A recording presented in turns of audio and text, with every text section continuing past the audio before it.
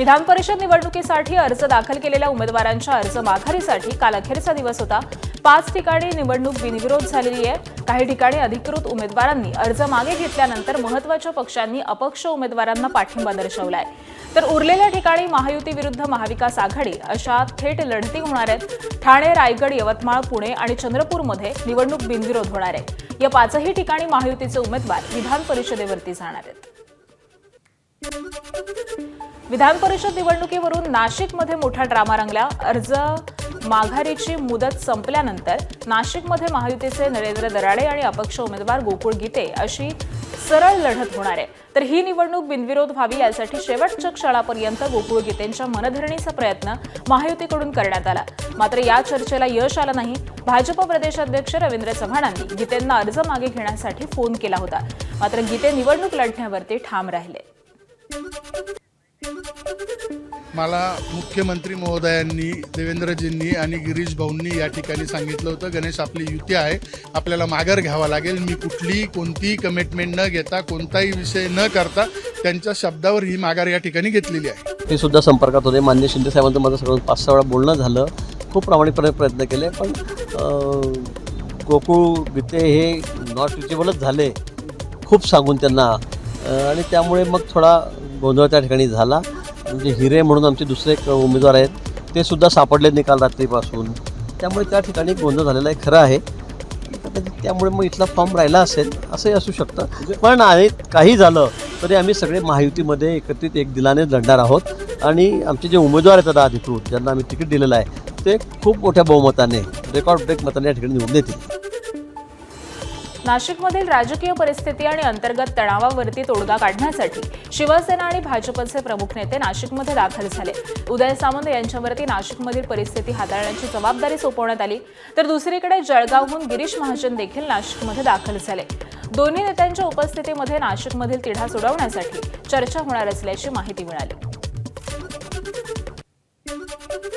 नाशिकमधील शिवसेनेचे उमेदवार नरेंद्र दराडेंच्या सुपुत्र कुणाल दराडेंनी आपल्याला धमकावल्याचा आरोप निवडणुकीतून माघार घेतलेल्या भाजपच्या गणेश गीतेंना केलाय, मात्र कुणाल दराडेंनी त्यांचे हे सगळेच आरोप फेटाळून लावलेत।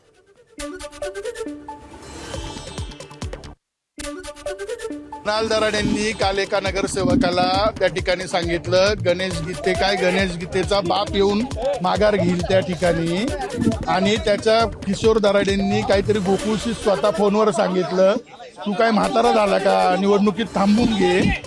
यामुळे तो जरा चिडला आणि तो इथून निघून गेला होता, पण त्याला आता गिरीश भाऊ सांगताय आणि तो या ठिकाणी येईल। गोकुळ भाऊंचा 100% गैरसमज पुन्हा तुम्हाला सांगतो, तो जर माझा व्हॉइस असेल, एआयच्या युगामध्ये टेक्नॉलॉजी फार पुढे गेली आहे, 100% त्याची शहानिशा तर होईलच ना, त्याची शहानिशा तर करावं लागणार आहे आणि मला सांगावं लागणार आहे। जळगावमध्ये विधान परिषदेसाठी चौरंगी लढत होणार आहे। या निवडणुकीसाठी मवियाचे शरद तायडे आणि त्यांच्या विरोधामध्ये महायुतीचे नंदकिशोर महाजन मैदानात होते, मात्र शिवसेनेच्या रेश्मा काळे यांनी बंडखोरी करत अर्ज भरला। काल अर्ज माघारीची मुदत संपल्यानंतर देखील काळे यांनी आपली उमेदवारी कायम ठेवली, तर प्रहार संघटनेचे अनिल चौधरी देखील अपक्ष म्हणून मैदानामध्ये उतरल्यामुळे जळगावात चौरंगी लढत पाहायला मिळणार आहे। नमस्कार, मी रेश्मा कुंदन काळे, जळगाव विधान परिषदची उमेदवार। मी माझी अर्जदारी कायम ठेवली। आता संघर्षाला सामोरे जाईल, लढणार आणि जिंकणार। कोकणातील रायगड विधान परिषद मतदारसंघाची निवडणूक बिनविरोध झाली आहे। या निवडणुकीमध्ये राष्ट्रवादीचे सुनील तटकरेंचे पुत्र अनिकेत तटकरे विरुद्ध ठाकरे सेनेचे बाळ माने अशी लढत रंगणार होती, मात्र बाळ मानेंनी रत्नागिरी जिल्हाधिकारी कार्यालयामध्ये जात आपला अर्ज मागे घेतलाय। यावेळी त्यांच्यासोबत भाजपचे मंत्री नितेश राणे उपस्थित होते आणि त्यामुळे बाळ मानेंच्या या कृतीविरोधात ठाकरे सेनेमध्ये कमालीचा रोष पाहायला मिळतोय। हा सगळा खटाटोप घोडेबाजार सुरू झालेला होता, अशा काही गोष्टी कानावरती आल्या आणि मग मीच असा विचार केला, माझ्या वरिष्ठांशी मी बोललो की असा पक्षाचा घोडेबाजार करून ह्या निवडणुका लढवणं हे काही कोकणाच्या संस्कृतीला हिताचं नाही आहे, आणि म्हणून मी विचार केला आणि या ठिकाणी मी माझा उमेदवारी अर्ज आज मागे घेतलेला आहे। वरिष्ठांशी माझ्या बोलणं बाळमाने साहेब हे अनुभवी आहेत, आमदार राहिलेले आहेत. ह्यांना हे काय लहान वयातलं विषय नाही आहे, त्यांना बरं वाईट काय सगळ्या गोष्टी माहिती आहेत आणि म्हणून वरिष्ठ पातळीवर ठरलेला जो काही निर्णय होता त्याच्या अंमलबजावणी करण्याचं काम एक कार्यकर्ता म्हणून मी करतो आहे.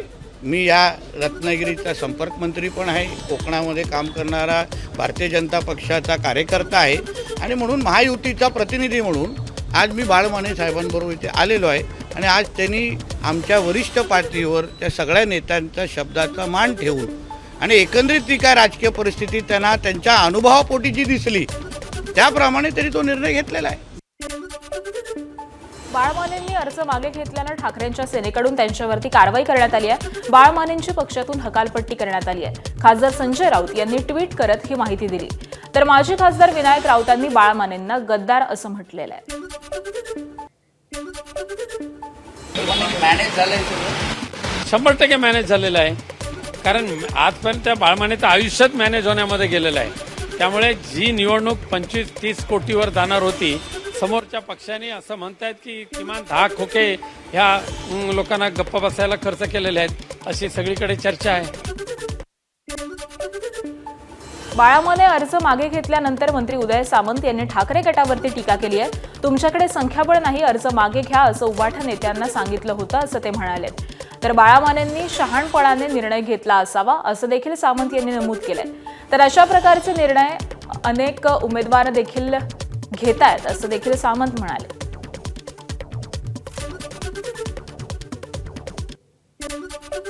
आम्हाला शंका होतीच, तसंच घडलं असं म्हणत विनायक राऊत यांनी बाळामाने यांच्या भूमिकेवरती प्रश्नचिन्ह उपस्थित केलंय. बाळामानेंचं आयुष्य मॅनेज करण्यामध्येच गेलं, त्याबरोबरच त्यांना कोट्यवधी रुपये दिल्याची आमच्याकडे माहिती असल्याचा गंभीर आरोप देखील राऊत यांनी केलाय. माने हे भास्कर जाधव यांचे नातेवाईक असून त्यांना लाज वाटली पाहिजे असं देखील ते म्हणाले. ठाण्यातही विधान परिषद निवडणूक बिनविरोध होणार आहे. शरद पवारांच्या राष्ट्रवादीच्या अभिजित पवारांनी अर्ज मागे घेतलाय. वैयक्तिक कारणामुळे उमेदवारी अर्ज मागे घेत असल्याची माहिती त्यांनी दिली आणि त्यामुळे महायुतीचे उमेदवार रवींद्र फाटक यांचा मार्ग मोकळा झालाय. महत्त्वाचं म्हणजे ठाण्यात बंडखोरी देखील झालेली नसल्यानं अपक्ष उमेदवार देखील रिंगणामध्ये नसल्यानं ही जागा बिनविरोध झाली आहे. जेव्हा 2-3 वेळा मला वाटतं 2 टर्ममध्ये त्यांना बिनविरोध करण्याचा दिलेला आहे संधी, तशीच मला वाटतं महाविकास आघाडीने ही संधी मला दिली. कारण काय माहिती आहे, त्यांच्याकडे संख्याबळ नसल्यामुळे, संख्याबळ आपल्या महायुतीकडे आहे आणि त्याच्या माध्यमातून त्यांना पराजय समोर दिसतोच आहे. त्याच्यामधून इलेक्शन लढण्यामध्ये काय ह्याच्यामध्ये हे नव्हतं, त्याच्यामध्ये त्यांनी मला सहकार्य केलं असेल. पुण्यात विधान परिषदेसाठी विक्रम काकडेंची बिनविरोध निवड झाली आहे. विधान परिषदेच्या या जागेसाठी 7 अर्ज आलेले होते आणि त्यापैकी एका उमेदवाराचा अर्ज बाद ठरला. उर्वरित 6ही उमेदवारांनी अर्ज मागे घेतल्यानं ही निवडणूक आता बिनविरोध होणार आहे. शरद पवारांचे राष्ट्रवादीचे सुनील टिंगरे, तुषार कामटे, भाजपचे अपक्ष उमेदवार प्रदीप कंदर यांनी उमेदवारी अर्ज मागे घेतला.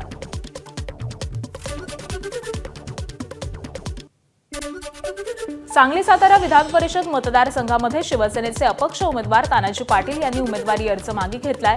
त्यानंतर काँग्रेसचे नगरसेवक संजय मेंढे आणि मयूर पाटील या दोघांनी देखील आपले अर्ज मागे घेतले. अपक्ष उमेदवार बाळासाहेब पाटील यांनीही माघार घेतलेली आहे. त्यामुळे आता महायुतीचे उमेदवार धैर्यशील कदम आणि महाविकास आघाडीचे उमेदवार अभय जगताप यांच्यामध्ये लढत रंगणार आहे. सोलापूर विधान परिषद निवडणुकीमध्ये बिनविरोध निवडणूक होणार नसल्याचं स्पष्ट झालंय. भाजपचे राजेंद्र राऊत आणि राष्ट्रवादी शरद पवार पक्षाचे वसंतराव देशमुख यांच्यामध्ये थेट लढत होणार आहे. अर्ज दाखल केलेल्या 7 पैकी 5 उमेदवारांनी माघार घेतली आहे. पालकमंत्री जयकुमार गोरे यांनी ही निवडणूक बिनविरोध व्हावी यासाठी शेवटपर्यंत प्रयत्न केले. मात्र एका व्यक्तीच्या इगोमुळे सोलापुरात निवडणूक लागल्याची टीका भाजपचे आमदार सचिन कल्याण शेट्टी यांनी केली आहे. तर खासदार धैर्यशील मोहिते पाटील यांच्यावरती नाव न घेता त्यांनी टीका केली आहे. यावेळी भाजपची ताकद निकालाच्या दिवशी स्पष्ट होईल अशी प्रतिक्रिया देखील कल्याण शेट्टींनी केली आहे. विरोध करण्यासाठी आदरणीय पालकमंत्र्यांनी शेवटपर्यंत प्रयत्न केला. आम्हीही जिल्ह्यातील जे प्रमुख नेते मंडळी होतो, आम्ही सगळेजण प्रयत्नशील होतो. पण काही नेत्यांच्या युगोमुळं ही निवडणूक लागली. ज्यांच्यामुळं निवडणूक लागली त्यांना आम्ही आत्ता निकाला दिवशी उत्तर दिलं. यवतमाळमध्ये शिंदेच्या शिवसेनेच्या दुष्यंत चतुर्वेदी यांनी विधान परिषदेवरती बिनविरोध निवड निश्चित झाली आहे. काँग्रेस उमेदवार साहेबराव कांबळे आणि भाजपचे बंडखोर उमेदवार नितीन भुतडा यांनी माघार घेतल्यामुळे ही निवडणूक बिनविरोध होण्याचा मार्ग मोकळा झाला. भारतीय जनता पार्टीचा समर्पित कार्यकर्ता आहे. पार्टी जे निर्देश देते त्या निर्देशाचं पालन करणं हे माझं कर्तव्य आहे. आज राज्याचे मुख्यमंत्री माननीय देवेंद्रजी फडणवीस, राज्याचे महसूल मंत्री माननीय बावनकुळे साहेब आणि प्रदेशाचे अध्यक्ष माननीय रवींद्रजी चव्हाण आणि आमचे नेते, आमचे सर्वस्व माननीय मदनभाऊ येरावार यांनी आदेश दिला की आपल्याला या ठिकाणी नामनिर्देशन पत्र मागं घ्यायचं आहे आणि त्यामुळे मी या ठिकाणी नामनिर्देशन पत्र माझं मागं घेतलेलं आहे. महायुतीचा जो धर्म आहे तो धर्म पाळण्याचे आदेश वरिष्ठाकडून प्राप्त झाले आहे आणि त्यामुळे मी त्या ठिकाणी माझं नामनिर्देशन पत्र मागे घेतलं आहे. विधान परिषद निवडणुकीत महायुतीचे उमेदवार दुष्यंत चतुर्वेदी बिनविरोध विजयी झाल्यानंतर मंत्री संजय राठोड यांच्या निवासस्थानी जल्लोषाचं वातावरण पाहायला मिळालं. यावेळी पालकमंत्री संजय राठोड यांनी दुष्यंत चतुर्वेदी यांचं अभिनंदन करत त्यांच्या विजयाचं श्रेय महायुतीच्या एकजुटीला दिलंय. यावेळी बोलताना संजय राठोड म्हणाले की महायुती म्हणून आम्ही ही निवडणूक सक्षमपणे लढवण्यास तयार होतो आणि आमच्याकडे मतदारांचं स्पष्ट संख्याबळ होतं. विरोधकांना देखील हे लक्षात आल्यामुळे त्यांनी मतदार संख्या अपुरी असल्याची कबुली देत उमेदवारी अर्ज मागे घेतलाय असं राठोड म्हणाले. विदर्भातील 5 विधान परिषद मतदारसंघांपैकी 3 ठिकाणी काँग्रेसला मोठा धक्का बसला. भंडारा गोंदिया मतदारसंघामध्ये दिलीप बनसोड यांनी माघार घेतल्यानंतर काँग्रेसला अजित पवार गटाच्या बंडखोर उमेदवार नरेश ईश्वरकर यांना समर्थन द्यावं लागलं. चंद्रपूर, गडचिरोली, वर्धा मतदारसंघामध्ये शैलेश कुमार अग्रवाल यांनी उमेदवारी मागे घेत पक्षामधील नेत्यांवरती गंभीर आरोप केलेत. तर यवतमाळ मतदारसंघामध्ये साहेबराव कांबळे यांनी देखील अर्ज मागे घेतल्यामुळे पक्षाची मोठी कोंडी झाली आहे. काही अपक्ष उमेदवारांनी देखील माघार घेतल्यामुळे एका जागेवरती बिनविरोध निवडीचा मार्ग मोकळा झालाय. दरम्यान या प्रकारावरती अद्याप पक्षाकडून कोणतीही ठोस कारवाई झालेली नसल्यामुळे राजकीय वर्तुळात चर्चांना उधाण आलंय. दरम्यान काँग्रेसचे अधिकृत उमेदवार साहेबराव कांबळे यांनी ऐनवेळी उमेदवारी अर्ज मागे घेतल्यामुळे महाविकास आघाडीला मोठा धक्का बसलाय. पक्षाची कोणतीही पूर्व परवानगी न घेता नामनिर्देशन पत्र मागे घेतल्यामुळे काँग्रेसनं त्यांच्यावरती कारवाईची मागणी केली आहे. जिल्हाध्यक्ष सचिन नाईक यांनी प्रदेशाध्यक्ष हर्षवर्धन सपकाळ यांच्याकडे त्यांना पक्षामधून निष्कासित करण्याचा प्रस्ताव पाठवलाय. साहेबराव कांबळे यांना प्रदेश सरचिटणीस पदावरून देखील हटवावं अशी शिफारस करण्यात आलेली असून या घडामोडीमुळे काँग्रेसमध्ये अंतर्गत वाद उफाळल्याचं चित्र दिसतंय. यवतमाळ विधान परिषद निवडणुकीमध्ये नोटा पर्यायासह मतदान घ्या अशी मागणी काँग्रेस जिल्हाध्यक्ष सचिन नाईकांनी केली आहे. काँग्रेस उमेदवार साहेबराव कांबळे, भाजपचे बंडखोर नितीन भुतडांनी देखील माघार घेतल्यामुळे शिवसेनेच्या दुष्यंत चतुर्वेदींचा बिनविरोध विजय निश्चित झाला. मात्र या विरोधामध्ये काँग्रेसनं नोटाचा पर्याय ठेवून निवडणूक घेण्याची मागणी केली आहे. काँग्रेसचे नेते नाना पटोले यांनी पत्रकार परिषदेमध्ये सत्ताधाऱ्यांवरती गंभीर आरोप केले. निवडणुका बिनविरोध करण्यासाठी आणि विरोधकांचे उमेदवार अर्ज मागे घेण्यासाठी प्रशासन आणि पोलीस यंत्रणेचा गैरवापर केला जात असल्याचा दावा त्यांनी केलेला आहे. तर भंडारा गोंदिया भागामध्ये जंगलराज सुरू असून पोलीस दबावाचं राजकारण करत असल्याचंही ते म्हणाले. दबाव टाकून अर्ज मागे घेण्यास भाग पाडला जात असल्याचा आरोप देखील त्यांनी केला आहे. तर या प्रकाराची गंभीर दखल घेऊन राज्य आणि केंद्रीय निवडणूक आयोगानं लेखी तक्रार करण्यात आल्याची माहिती नाना पटोले यांनी दिली आहे. भंडारा स्थानिक स्वराज्य संस्था विधान परिषद मतदारसंघामध्ये तिहेरी लढत होणार आहे. भाजपचे अविनाश ब्राह्मणकर, काँग्रेसनं समर्थन दिलेले राष्ट्रवादीचे बंडखोर नरेश ईश्वरकर आणि अपक्ष भाजप बंडखोर सचिन कुंभलकर यांच्यामध्ये लढत होणार आहे. काँग्रेसचे दिलीप बनसोड आणि अपक्ष उमेदवार भास्कर रहांगडाले, अभिषेक कारेमुळे त्याचबरोबर प्रफुल्ल अग्रवाल या चौघांनी देखील नामनिर्देशन फॉर्म मागे घेतलेले आहेत. तर या मतदारसंघामध्ये काँग्रेसच्या अधिकृत उमेदवारानं माघार घेतलेली असून राष्ट्रवादीच्या बंडखोर उमेदवाराला त्यांनी पाठिंबा दिला आहे. चंद्रपुरात विधान परिषदेसाठी भाजप उमेदवार अरुण लखानींच्या नावावरती बिनविरोधीचा शिक्का बसलेला आहे. काँग्रेस उमेदवार शैलेश कुमार अग्रवाल आणि अपक्ष उमेदवार सुधीर कोठारी यांनी उमेदवारी अर्ज मागे घेतलाय आणि त्यामुळे ही निवडणूक बिनविरोध पार पडली. दरम्यान भाजप उमेदवार अरुण लाखानींचा विजय जवळपास निश्चित झालाय. अरुण लाखानी हे सुप्रिया सुळेंचे व्याही आहेत आणि लाखानी यांनी जल्लोष केला. त्यावेळी सुप्रिया सुळेंचे होणारे जावई यांनी देखील गुलाल लावत जल्लोष साजरा केला. येत्या काही दिवसांमध्ये सुप्रिया सुळेंची कन्या आणि लाखानी यांचा मुलगा यांचा विवाह होणार आहे.